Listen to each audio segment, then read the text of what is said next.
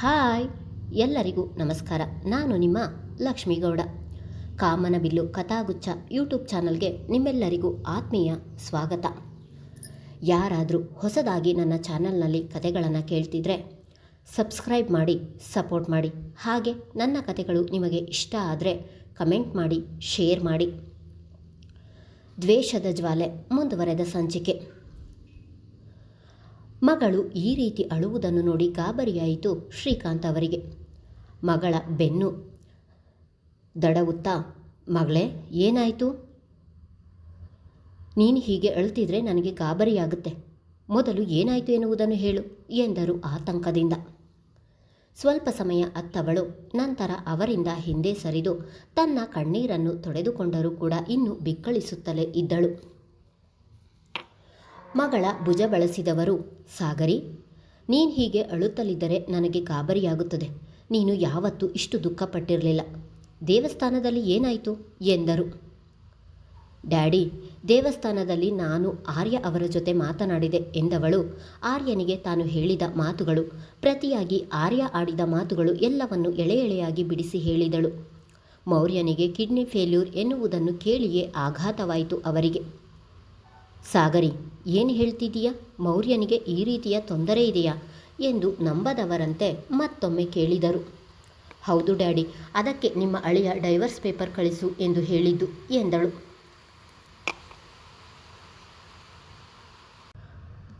ಮಗಳ ಮಾತು ಕೇಳಿದವರು ಅವಳ ಕೈ ಹಿಡಿದು ಬಾಯಿಲ್ಲಿ ಕುಳಿತುಕೋ ಎಂದು ಹೇಳುತ್ತಾ ಮಗಳನ್ನು ಹಾಸಿಗೆಯ ಮೇಲೆ ಕೂರಿಸಿ ತಾವೂ ಕೂಡ ಅವಳ ಸಮೀಪವೇ ಕುಳಿತರು.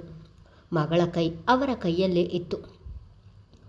ದಾಂಪತ್ಯ ಎಂದ ಮೇಲೆ ಅಲ್ಲಿ ನಂಬಿಕೆ ಮಾತ್ರ ಇದ್ರೆ ಸಾಲದು ಸಾಗರಿ, ಹೊಂದಾಣಿಕೆ ಕೂಡ ಮುಖ್ಯ ಆಗುತ್ತೆ. ನನ್ನ ಮಗಳು ಇಂತಹ ಒಂದು ನಿರ್ಧಾರ ಮಾಡುತ್ತಾಳೆ ಎಂದು ನನಗೆ ತಿಳಿಯಲಿಲ್ಲ. ತಿಳಿದಿದ್ದರೆ ಈ ವಿಷಯವನ್ನು ನೀನು ಆರ್ಯನ ಜೊತೆ ಮಾತನಾಡಬೇಡ ಎಂದು ತಡೆಯುತ್ತಿದ್ದೆ. ನೀನು ಸುಲಭವಾಗಿ ಆರ್ಯನಿಗೆ ವಿಷಯ ಹೇಳಿದೆ, ಆದರೆ ನಿನ್ನ ಮಾತಿನಿಂದ ಅವನಿಗೆ ಎಷ್ಟು ಬೇಜಾರಾಗಿರುತ್ತೆ ಹೇಳು. ಇವತ್ತು ನನ್ನ ಮಗಳು ನನ್ನ ಕಣ್ಣಿಗೆ ಸೆಲ್ಫಿಶ್ ಥರ ಕಾಣಿಸುತ್ತಿದ್ದಾಳೆ ಎನ್ನುತ್ತಿದ್ದ ಹಾಗೆ ತುಂಬಿದ ಕಣ್ಣುಗಳಿಂದಲೇ ತಂದೆಯನ್ನು ನೋಡಿದಳು ಸಾಗರಿ. ತಂದೆಯಿಂದ ಈ ರೀತಿಯ ಮಾತನ್ನು ನಿರೀಕ್ಷೆ ಮಾಡಿರಲಿಲ್ಲ ಅವಳು. ಡ್ಯಾಡ್, ಏನು ಹೇಳ್ತಿದ್ದೀರಾ? ನಾನು ಸೆಲ್ಫಿಶಾ ಎಂದು ನೋವಿನಿಂದ ಹೇಳಿದಳು. ಹೌದು ಸಾಗರಿ, ನೀನು ನಿಮ್ಮಿಬ್ಬರ ಜೀವನದ ಬಗ್ಗೆ ಮಾತ್ರ ಯೋಚಿಸಿದ್ದೀಯಾ, ಆದರೆ ಆರ್ಯ ಕುಟುಂಬದವರ ಬಗ್ಗೆ ಕೂಡ ಯೋಚಿಸಿದ್ದಾನೆ. ಅವನಿಗೆ ನೀನೆಷ್ಟು ಮುಖ್ಯವೋ ಹಾಗೆ ಅವನ ಕುಟುಂಬದವರು ಕೂಡ ಮುಖ್ಯ. ಈಗ ಅವನ ಕುಟುಂಬ ಅವನ ಜವಾಬ್ದಾರಿ ಎನ್ನುವುದನ್ನು ಮರೆತೆಯಾ ನೀನು? ಆರ್ಯ ಹೇಳಿದ ಹಾಗೆ ಹಾಸಿಗೆ ಹಿಡಿದಿರುವ ತಂದೆ, ಸಾವಿನ ಬಾಗಿಲಿನಲ್ಲಿ ನಿಂತಿರುವ ಅಣ್ಣ, ವಯಸ್ಸಾಗಿರುವ ತಾಯಿ ಎಲ್ಲರನ್ನು ಬಿಟ್ಟು ಬರಲು ಹೇಗೆ ಸಾಧ್ಯ? ಅವನ ಬಳಿ ಈ ರೀತಿ ಕೇಳಿದ್ದು ಮೊದಲು ನಿನ್ನ ತಪ್ಪು. ಆ ರೀತಿ ಹೇಳುವಾಗ ಅವನ ಕುಟುಂಬದವರ ನೆನಪು ನಿನಗೆ ಬರಲಿಲ್ಲವಾ ಎಂದರು. ಡ್ಯಾಡಿ, ಯಾಕೆ ಹೀಗೆಲ್ಲ ಮಾತಾಡ್ತಿದ್ದೀರಾ? ನನಗೆ ಮೌರ್ಯನ ಮೇಲೆ ಕೋಪ ಇರುವುದು ಅವರ ಕುಟುಂಬದವರ ಮೇಲಲ್ಲ. ನನ್ನನ್ನು ಅವರ ಮಗಳಂತೆ ನೋಡಿಕೊಳ್ಳುವ ಅತ್ತೆಯ ಮೇಲೆ ನನಗೆ ಪ್ರೀತಿ ಕಾಳಜಿ ಇರುವುದಿಲ್ಲವಾ? ಮೌರ್ಯನ ಮುಖವನ್ನು ನೋಡಬೇಕಾಗುತ್ತದೆ ಎನ್ನುವ ಒಂದೇ ಒಂದು ಕಾರಣಕ್ಕೆ ಬೇರೆ ಮನೆಯಲ್ಲಿ ಇರೋಣ ಎಂದದ್ದು ಅಷ್ಟೇ. ಹಾಗಂತ ಅವರ ಕುಟುಂಬದವರ ಸಂಬಂಧವನ್ನು ಕಡಿದುಕೊಂಡು ಬರಬೇಕು ಎನ್ನುವಷ್ಟು ಕಟುಕಿಯಲ್ಲ ಡ್ಯಾಡಿ ಎಂದವಳ ಕಣ್ಣಿನಿಂದ ನೀರು ಇಳಿದವು. ಪ್ರೀತಿ ಇದೆ ಎಂದ ಮೇಲೆ ಅಲ್ಲಿ ಹೊಂದಾಣಿಕೆ ಕೂಡ ಇರಬೇಕು ಮಗಳೇ.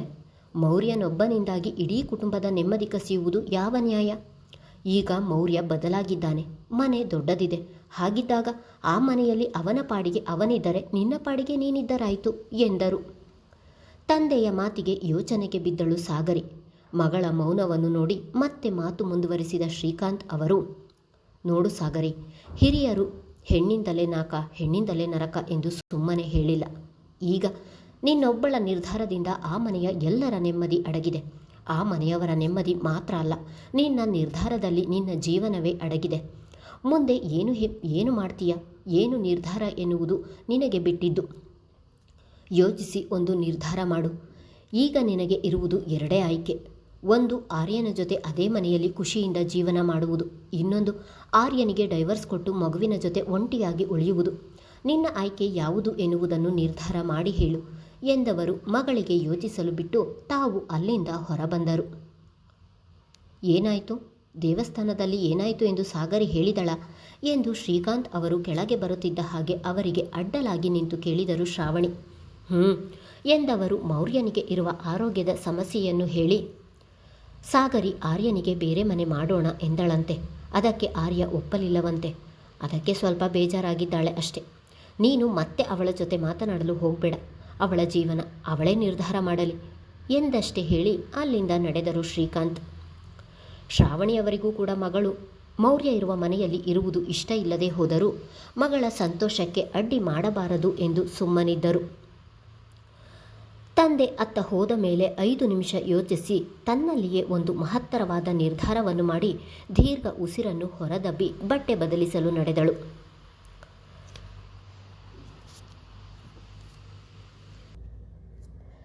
ದೇವಸ್ಥಾನದಿಂದ ಬಂದಾಗಿನಿಂದಲೂ ಒಂದೇ ಸಮ ಅಳುತ್ತಿದ್ದರು ವಸುಮತಿಯವರು. ಅವರ ದುಃಖವನ್ನು ಆರ್ಯ ಮೌರ್ಯ ಇಬ್ಬರಿಂದಲೂ ನೋಡಲಾಗುತ್ತಿರಲಿಲ್ಲ. ಅಮ್ಮ, ಇನ್ನೆಷ್ಟು ಎಂದು ಅಳುತ್ತೀಯ? ನೀನು ಎಷ್ಟೇ ಅತ್ತರೂ ಏನು ಬದಲಾಗುವುದಿಲ್ಲಮ್ಮ, ಸಮಾಧಾನ ಮಾಡ್ಕೋ ಎಂದು ಹೇಳಿದನು ಆರ್ಯ. ನನ್ನನ್ನು ಸಮಾಧಾನ ಮಾಡಲು ಬರಬೇಡ ನೀನು. ಸಾಗರಿ ಹೇಳಿದ ಹಾಗೆ ಬೇರೆ ಮನೆಯಲ್ಲಿ ಅವಳ ಜೊತೆ ಜೀವನ ಮಾಡಲು ಏನು ಕಷ್ಟ ನಿನಗೆ? ಯಾಕಿಷ್ಟು ಹಠ ಮಾಡ್ತಿದ್ದೀಯ ಎಂದು ಕೋಪದಲ್ಲಿ ಹೇಳಿದರು. ಮನೆಗೆ ಬಂದಾಗಿನಿಂದಲೂ ಮಗನ ಬಳಿ ಇದೇ ವಿಷಯವಾಗಿ ವಾದ ಮಾಡುತ್ತಲೇ ಇದ್ದಾರೆ. ಆದರೆ ಅವರ ಯಾವ ಮಾತಿಗೂ ಒಪ್ಪುತ್ತಿಲ್ಲ ಆರ್ಯ. ಹಠ ಮಾಡುತ್ತಿರುವುದು ನಾನಲ್ಲ ಅಮ್ಮ, ನೀನು. ನಿಮ್ಮೆಲ್ಲರನ್ನು ಬಿಟ್ಟು ನಾನು ನನ್ನ ಖುಷಿಯನ್ನಷ್ಟೇ ನೋಡಿಕೊಂಡು ಹೋಗುತ್ತೇನೆ ಎಂದು ಹೇಗೆ ಅಂದುಕೊಂಡೆ ನೀನು? ಅದು ಈ ದೇಹದಲ್ಲಿ ಉಸಿರು ಇರುವವರೆಗೂ ಸಾಧ್ಯವಿಲ್ಲ. ಏನೇನೋ ಯೋಚಿಸಿ ಈ ರೀತಿ ದುಃಖಪಟ್ಟು ನೀನು ಆರೋಗ್ಯ ಹಾಳು ಮಾಡಿಕೊಳ್ಳಬೇಡ. ಈಗಾಗಲೇ ಅಪ್ಪ ಅಣ್ಣ ಇಬ್ಬರ ಆರೋಗ್ಯ ಹಾಳಾಗಿರುವುದು ಸಾಕು. ಈ ವಿಷಯವನ್ನು ಇಲ್ಲಿಗೆ ಬಿಟ್ಟು ಬಿಡು ಅಮ್ಮ ಎಂದು ಕೋಪದಲ್ಲಿ ಹೇಳಿದನು. ಸೋತವನಂತೆ ಸೋಫಾ ಮೇಲೆ ಕುಳಿತಿದ್ದ ಮೌರ್ಯ, ಆರ್ಯ, ಅಮ್ಮ ಹೇಳುತ್ತಿರುವುದು ಸರಿಯಾಗಿದೆ ಕಣ. ನೀನು ಸಾಗರಿ ಜೊತೆ ಬೇರೆ ಮನೆಯಲ್ಲಿದ್ದರೆ ಮಗು ಕೂಡ ನಿನ್ನ ಜೊತೆ ಬೆಳೆಯುತ್ತಾನೆ, ಅರ್ಥ ಮಾಡ್ಕೊಳ್ಳೋ ಎಂದನು. ಅಣ್ಣ, ತಲೆ ಕೆಟ್ಟಿದ್ಯಾ ನಿನಗೆ? ನಿಮಗೆಲ್ಲ ಏನಾಗಿದೆ? ಯಾಕೆ ಹೀಗೆಲ್ಲ ಮಾತಾಡ್ತಿದ್ದೀರಾ? ನನ್ನನ್ನು ಬಿಟ್ಟು ನೀವಿರಬಹುದು, ನಿಮ್ಮನ್ನು ಈ ಮನೆಯನ್ನು ಬಿಟ್ಟು ನನ್ನಿಂದ ಇರಲು ಆಗುವುದಿಲ್ಲ. ನಿಮ್ಮನ್ನು ದೂರ ಮಾಡುವ ಸಂಬಂಧ ನನಗೆ ಬೇಕಾಗಿಲ್ಲ. ಇದೇ ಕೊನೆ. ಯಾರಾದರೂ ಈ ವಿಷಯದ ಬಗ್ಗೆ ಮಾತಾಡಿದರೆ ನಾನು ಸುಮ್ಮನಿರುವುದಿಲ್ಲ ಎಂದು ಕೂಗಿದನು. ಅವನ ಕೂಗಿಗೆ ಇಬ್ಬರು ಬೆದರಿದಂತೆ ಮಿಡುಕಿದರು. ಯಾವಾಗಲೂ ಸಹನ ಮೂರ್ತಿಯಂತೆ ಇರುವ ಆರ್ಯ ಕೋಪಗೊಂಡರೆ ಉಕ್ಕುವ ಜ್ವಾಲಾಮುಖಿಯೇ ಸರಿ. ಬೆಂಕಿ ಉಗುಳುವ ಕಣ್ಣಿನಿಂದಲೇ ಕೊನೆಯ ಮಾತನ್ನು ಹೇಳಿ ಎಚ್ಚರಿಕೆ ಕೊಟ್ಟು ಅಲ್ಲಿಂದ ನಡೆದನು ಆರ್ಯ. ಅವನ ಕೋಪವನ್ನು ನೋಡಿ ವಸುಮತಿ ಮೌರ್ಯ ಇಬ್ಬರು ಮುಖ ನೋಡಿಕೊಂಡಿದ್ದರು. ಗುಡ್ ಮಾರ್ನಿಂಗ್ ಡ್ಯಾಡಿ ಎಂದು ಚಂದದ ಮುಗುಳು ನಗು ನೀಡಿ ಗ್ರೀನ್ ಟೀ ಹಿಡಿದು ತನ್ನ ತಂದೆಯ ಎದುರಿಗೆ ಕುಳಿತಳು ಸಾಗರಿ. ನಿನ್ನೆಯಷ್ಟೇ ಅಷ್ಟೊಂದು ದುಃಖಪಡುತ್ತಿದ್ದ ಮಗಳು ಇಂದು ನಗುಮುಖದಿ ಇರುವುದನ್ನು ನೋಡಿ ಶ್ರೀಕಾಂತ್ ಅವರಿಗೆ ಸಮಾಧಾನವಾಯಿತು. ಗುಡ್ ಮಾರ್ನಿಂಗ್ ಮಗಳೇ, ಏನಿವತ್ತು ನನ್ನ ಮಗಳು ತುಂಬ ಖುಷಿಯಾಗಿರುವ ಹಾಗೆ ಇದ್ದಾಳೆ ಎಂದರು. ಡ್ಯಾಡಿ, ಮನದಲ್ಲಿರುವ ಗೊಂದಲಗಳು ದೂರವಾದಾಗ ಮುಖದ ಮೇಲೆ ತನ್ನಂತಾನೇ ನಗು ಮೂಡುತ್ತದೆ ಎಂದಳು. ಅವಳ ಮಾತು ಅವರಿಗೆ ಅರ್ಥವಾಗದಿದ್ದರೂ ಅವಳು ಖುಷಿಯಾಗಿದ್ದಾಳಲ್ಲ ಎನ್ನುವುದೇ ನೆಮ್ಮದಿ.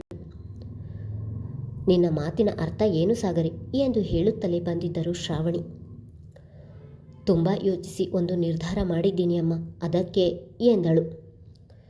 ಗಂಡ ಹೆಂಡತಿ ಮುಖ ನೋಡಿಕೊಂಡರು. ಏನು ನಿರ್ಧಾರ ಮಗಳೇ ಎಂದರು ಶ್ರೀಕಾಂತ್. ಇವತ್ತು ನನ್ನ ಮಗನನ್ನು ಕರೆದುಕೊಂಡು ನಿಮ್ಮ ಅಳಿಯನ ಮನೆಗೆ ಹೋಗುತ್ತಿದ್ದೇನೆ ಎಂದಳು.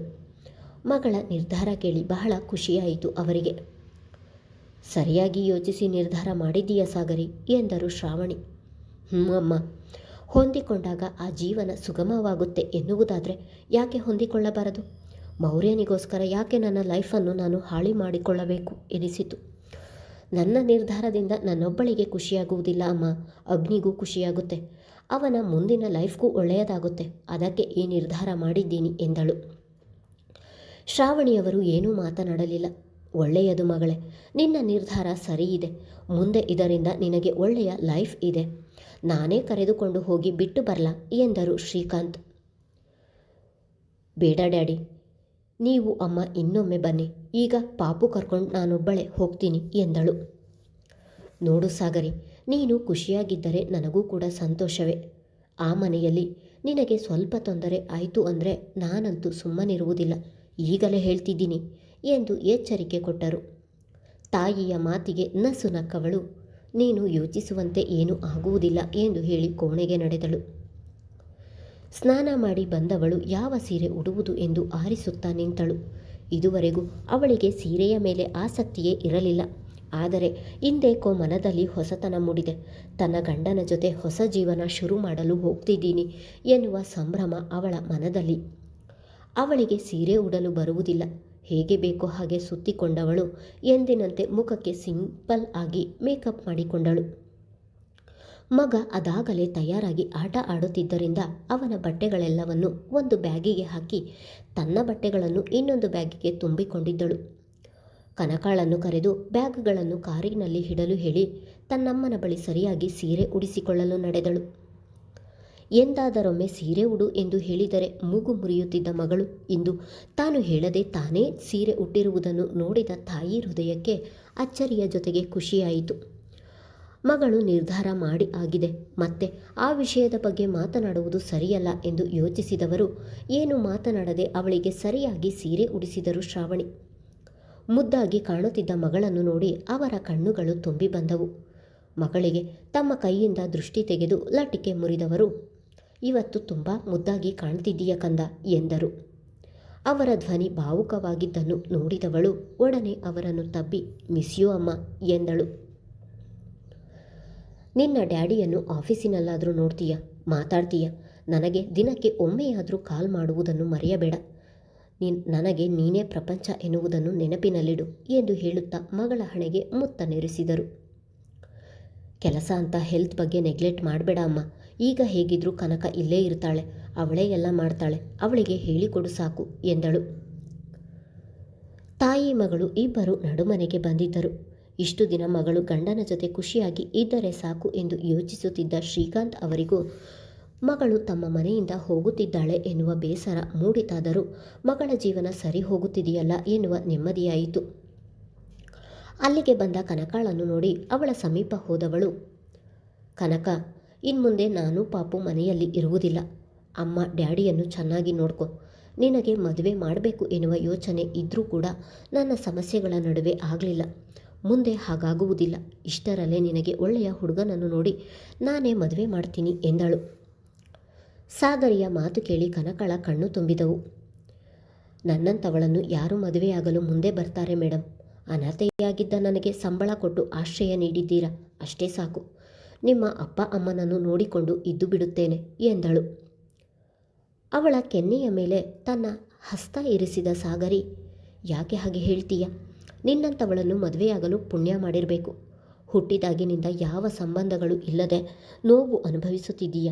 ಮುಂದೆಯಾದರೂ ನಿನಗೆ ಎಂದು ಒಂದು ಕುಟುಂಬ ಬೇಕು. ನೀನು ಕೂಡ ಗಂಡ ಮಕ್ಕಳು ಎಂದು ಖುಷಿಯಾಗಿರಬೇಕು. ನೀನು ಖುಷಿಯಾಗಿರುವ ಹಾಗೆ ನಾನು ಮಾಡ್ತೀನಿ ಎಂದಳು.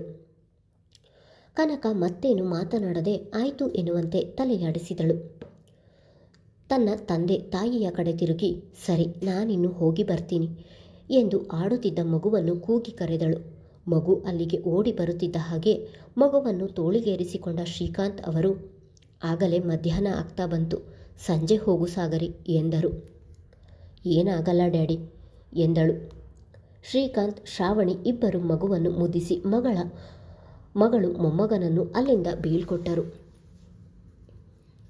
ಅದಾಗಲೇ ಮಧ್ಯಾಹ್ನ ಆಗಿದ್ದರಿಂದ ವಸುಮತಿಯವರು ಅಡುಗೆ ಮನೆಯಲ್ಲಿ ನಿಂತು ಅಡುಗೆಯವರಿಗೆ ಏನೇನು ಅಡುಗೆ ಮಾಡಬೇಕು ಎನ್ನುವುದನ್ನು ಹೇಳುತ್ತಿದ್ದರು. ಆಗಲೇ ಮನೆಯ ಕರೆಗಂಟೆ ಸದ್ದಾಯಿತು.